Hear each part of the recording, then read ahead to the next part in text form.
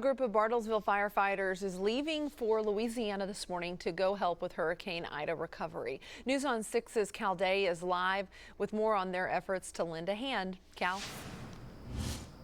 Well, Tess, good morning. These firefighters just about 15 minutes from heading out of Bartlesville, headed towards Louisiana. I'm here with Ryan Dingman. He's one of the Bartlesville firefighters who will be making that trip. Tell us what you're going to be doing today and through the weekend. Right now, the focus today is just to get down there and get our assignments. I think what they told us is we're going to be tarping roofs on houses and cleaning up debris and just helping people get back in their homes. And taking a look at this trailer here, we can see there's a lot of stuff in there. We got some boots, some generators. Tell us some of the things that you'll be taking with you and what you'll be using. Mainly just construction supplies, chainsaws. We had a great outpouring from the community for tarps and nails and screws and that type of stuff.